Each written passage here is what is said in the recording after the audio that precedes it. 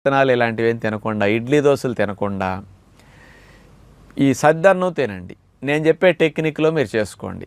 Evening 4కి అన్నం వండేసేసేయండి. అన్నంలో పాలు పోసేసేయండి, ఒక అర లీటరు. కాస్త ఎక్కువ పెరిగేసి తోడు పెట్టేసేయండి. ఆ ఉదయానికి 8కి పెరుగన్నం తోడుకుని బాగా లైట్గా పులుసు ఉంటుంది ఈవినింగ్ అయ్యేసరికి.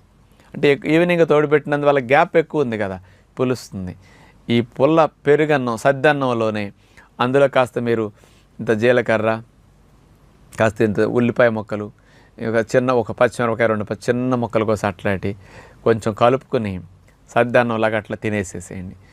ఈ మంచి బ్యాక్టీరియాలు, ఎసిడోఫిలస్ బ్యాసిల్లస్ అనే బ్యాక్టీరియాలు పెరిగి ఈ అల్సరేటివ్ క్వాలిటీ సమస్యలుండి, మలం ప్రేగులో పుళ్ళుండి మనకి బ్లడ్ పడే వాళ్ళకి బ్లడ్ తగ్గుతుంది, మోషన్స్ కూడా తగ్గుతాయండి దీనివల్ల. ఎందుకంటే ఈ